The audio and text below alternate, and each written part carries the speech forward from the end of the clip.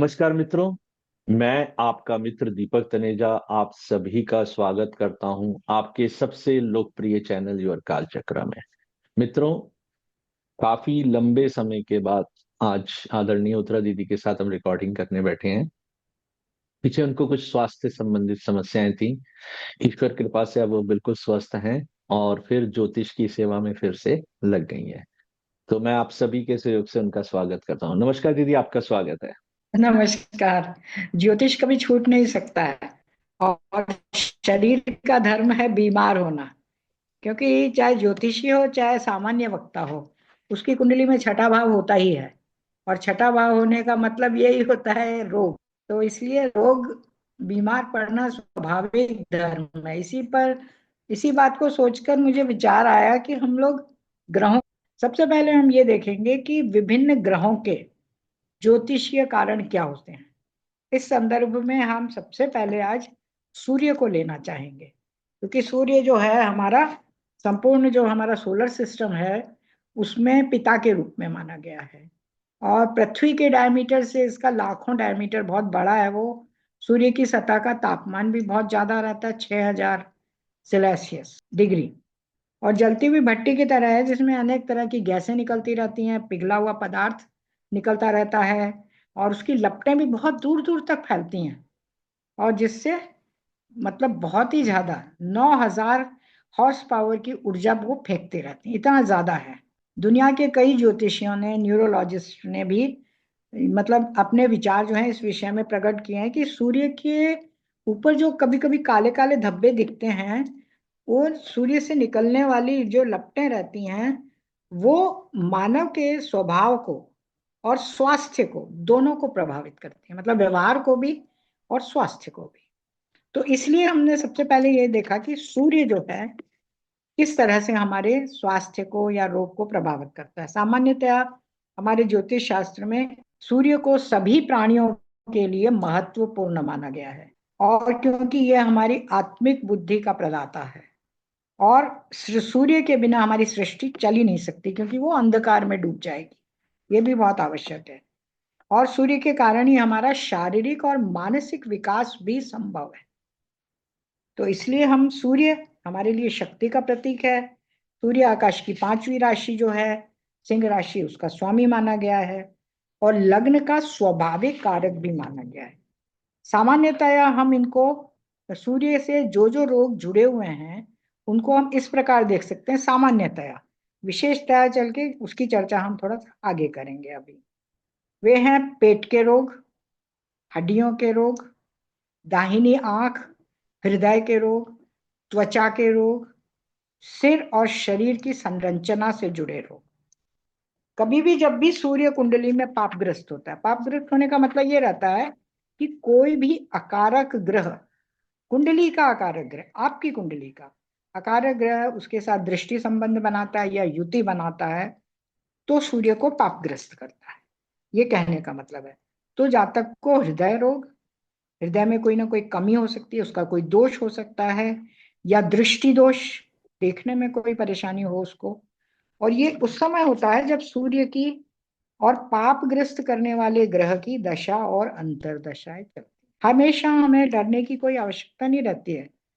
जैसे यदि for example हम ले रहे हैं थोड़ा सा, यदि शनि सूर्य को पापग्रस्त करता है तो अक्सर देखा गया है कि लो ब्लड प्रेशर है। और यदि गुरु उसको पापग्रस्त करता है तो हाई ब्लड प्रेशर। ये मैं खुद अपनी कुंडली में भी देख चुकी हूँ, ये कहीं सुनी बात नहीं है, मैंने आजमाया हुआ है। मेरा षडाष्टक है गुरु और शुक्र का। और मेरे को इतनी कम उम्र से बीपी है जिसकी मैं आप बता नहीं सकती, 18-20 साल की उम्र से बाकायदगी से दवाई खाती हूँ मैं। इसके अलावा यदि मंगल है कुंडली में पापग्रस्त, और वो पापग्रस्त करता है, अकारक होते कर सूर्य को पापग्रस्त करता है, तो हेमरेज हो जाता है, नाक से खून बहता है, कभी कभी नक्सीर हो जाती है, हृदय के रक्त प्रवाह में रुकावट आती है, कभी कभी थक्का भी जम जाता है खून का, और शरीर की प्रवृत्ति गर्म और पित्त प्रधान हो जाती है, ऐसा माना गया है। इसके कारण मस्तिष्क बुखार, चेहरे पर फोड़े फुंसी होना, और कभी कभी वाणी भी जाती है, मतलब बोलने में भी तकलीफ होती है, या बोलने में कोई डिफेक्ट हो सकता है इस तरह से। और तेज बुखार, टाइफाइड, पॉलिपस, कीड़े, एपिलेप्सी, ये सारी भी परेशानियां जो हैं, या लू लगना, सनस्ट्रोक, ये सारे जो हैं सिर से जुड़े हुए जितने जो रोग हैं, मुख्यतया जो है सूर्य इन्हीं रोगों का प्रदाता माना गया है। अब हम स्पेसिफिक इसको देखना चाहते हैं कि विभिन्न राशियों में किस प्रकार सूर्य जो है विभिन्न तरह के रोग प्रदान करता है। इसके लिए एक चीज और देखनी आवश्यक रहती है कि सूर्य का, ऐसा नहीं है कि सबको सूर्य बीमारियां देगा, ऐसा नहीं है। सूर्य का लग्न से तो हम स्वाभाविक कारक मानते ही हैं, लेकिन लग्न का कारक या सूचक और छठे भाव का सूचक, लग्न और छठे भाव का सूचक होने पर ही वो हमें विभिन्न तरह के रोग देने में सक्षम होता है। या फिर कोई अन्य ग्रह हो जो इस प्रकार के सूर्य के नक्षत्र में हो कि रोग जो है, सूर्य जो है लग्न का भी सूचक है और छठे भाव का भी, और वो सूर्य के नक्षत्र में है, तो ऐसा जो ग्रह रहता है वो अपनी प्रकृति के अनुसार हमें रोग देने में सक्षम रहता है। अब हम देख लेते हैं कि ऐसे ग्रह यदि विभिन्न राशियों में हो तो वो किस प्रकार के रोग प्रदान करते हैं, क्योंकि राशियां हैं, भाव हैं।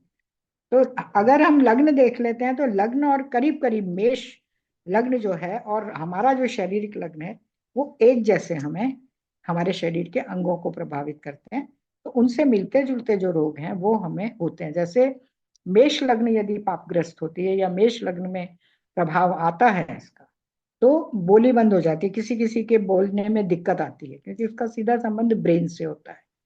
और कभी कभी वो बेहोश हो जाना या होश खो देना, या मस्तिष्क ज्वर, ब्रेन फीवर, सिर में चोट लगना, मेनिंजाइटिस, सिर में रक्त की कमी होना या रक्त का जम जाना, बेहोशी हो जाना, मैंने आपको पहले ही बताया, और सिर दर्द, कई लोग बहुत शिकायत करते हैं सर दर्द या खून का थकापन, ये प्रमुख प्रमुख रोग कहे गए हैं यदि हमारी मेष राशि लग्न या छठे से जुड़ी है, या फिर जो ग्रह सूर्य अकारक होकर इसको प्रभावित कर रहा है, इसको देख रहा है या वहां स्थित है, या फिर कोई अन्य ग्रह जो सूर्य के नक्षत्र में होकर इस राशि को प्रभावित कर रहा है।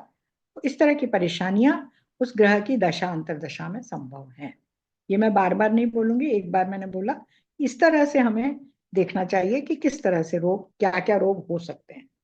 वृषभ लग्न पे यदि हो तो गले की सूजन, डिप्थीरिया, नाक में सूजन या नेत्रों में रोग, यदि वृषभ राशि, क्योंकि हमारी फेस की है, नाक, कान, कुछ हद तक ये भी आती हैं, आंखें भी आ जाती हैं, तो ये सारी परेशानियां देता है।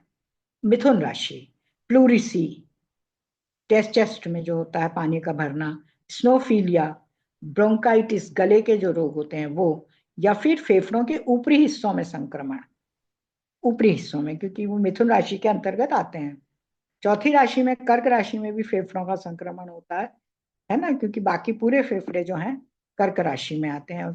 फेफड़ों में पानी भर जाना, एनीमिया हो जाना, खाना ना पचा पाना, कुछ कुछ पेट से भी जुड़ा हुआ है, और वायु रोग के कारण बुखार आ जाना, कभी कभी एसिडिटी के कारण भी बुखार आ जाना, ये कर्क राशि में है इसके प्रभाव। तो रोगग्रस्त व्यक्ति हो सकता है। अब आती है सिंह राशि। सिंह राशि में दिल की धड़कन घटना या बढ़ना, दोनों तरह की परेशानियां हो जाती हैं, कभी घटेगी कभी बढ़ेगी। पीठ का दर्द, पीठ का दर्द भी सिंह राशि से जुड़ा हुआ है। या फिर रीढ़ की हड्डी का पिछला पोर्शन जो है उसकी परेशानी, या नेत्रों में संक्रमण, क्योंकि सूर्य नेत्रों का भी कारक है। सूर्य, चंद्र और शुक्र नेत्रों के भी कारक माने गए हैं।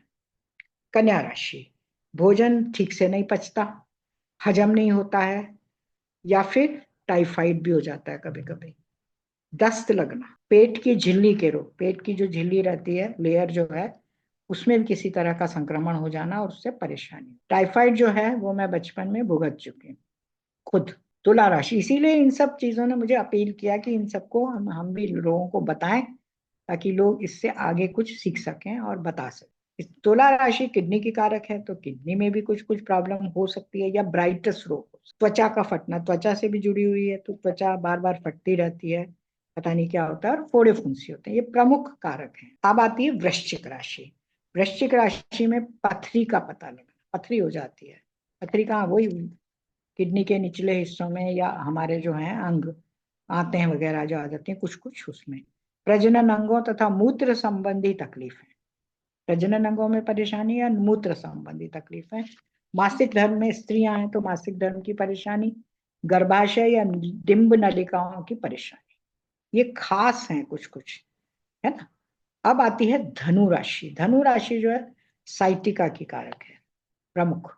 अंगों में लकवा मार जाना, मतलब ठीक से काम नहीं कर पाते हमारे बॉडी पार्ट्स। और श्वसन संस्थान, हमारी सांस लेने की प्रक्रिया से जुड़े हुए रोग। इसको हम इस तरह से देखते हैं क्योंकि धनु राशि मिथुन राशि के सामने वाली राशि है, तो इनडायरेक्टली जब ये राशि पापग्रस्त होती है तो कभी कभी वो मिथुन राशि को भी पापग्रस्त कर देती है यदि यहाँ कोई ग्रह स्थित हो। तो इसलिए हमारे श्वसन संस्थान में भी परेशानी होती है या उससे जुड़े हुए रोग भी आ जाते हैं। अब आती है मकर राशि। मकर राशि जो है वो घुटनों की कारक है, गठिया हो जाता है, त्वचा में संक्रमण भी कभी कभी है, पाचन संस्थान संबंधी समस्या, ये कर्क राशि के कारण। और ये खास जो है घुटनों का तकलीफ भी संभव है, गठिया रोग या जो भी है, कड़ी हो जाती हैं हड्डियां शरीर की। अब आती है कुंभ राशि। कुंभ राशि हमारे पैरों की कारक है, तो इसमें वेरिकोज वेन्स, ड्रॉपसी, पानी भरना, कई बार पैर सूज जाते हैं, पानी भर जाता है उनमें, टांगों में, और रक्त संचरण ठीक से नहीं हो पाता, इसका भी ये रीजन है। धड़कन भी अनियमित होती है, इसके पीछे हमने बताया कि कुंभ राशि जो है सिंह राशि के बिल्कुल सामने वाली राशि है, और सिंह राशि जो है उसकी स्वामिनी का स्वामी सूर्य है, तो इस तरह से वो प्रभावित हमें करती है। इसके बाद अंत में आती है मीन राशि। मीन राशि में यदि पापग्रस्त होती है मीन राशि, और इसमें ग्रह इसको पापग्रस्त करते हैं जो उपरोक्त पर सूर्य से प्रभावित होते हैं, अकारक होते हैं, तो पैरों में पसीना आना, क्योंकि पैरों की कारक है, तलवों में, हाथों के रोग, कन्या राशि इसके सामने वाली राशि है, उसके कारण हाथों के रोग, टाइफाइड या बुखार, ये प्रमुख प्रमुख रोग हैं जो यदि सूर्य हमें प्रभावित करता है, हमारी कुंडली में अकारक है या पापग्रस्त होता है, तो जो ग्रह पापग्रस्त करता है वो और सूर्य ये मिलकर अपनी दशा या अंतर्दशा में इस प्रकार के रोग हमें प्रदान करते हैं। तो मैंने कुछ खास खास चीजें आप लोगों के सामने रखी। बहुत बढ़िया, बहुत ही अच्छा। जो एक व्यवहारिक जिसे कहना चाहिए, एक ये भी कहना चाहिए अनुभव से जुड़ा हुआ ऐसा वीडियो जिसमें बहुत सारा अनुभव है। उत्तरा दीदी ने पीएचडी की है मेडिकल एस्ट्रोलॉजी में, तो आप ये समझ सकते हैं कि उनका इसमें इस विषय पे कितनी जबरदस्त पकड़ होगी। तो she is very good in medical astrology, बहुत ही अच्छा उनका रहता है। उनका मोबाइल नंबर यहाँ दिया हुआ है, शिक्षा एवं कंसल्टेंसी। ऐसी कोई भी सर्विसेज आपको चाहिए आप उनको डायरेक्टली अप्रोच कर सकते हैं। मित्रों, आज के लिए बस इतना ही। फिर मिलते हैं एक नए विषय के साथ। नमस्कार, धन्यवाद।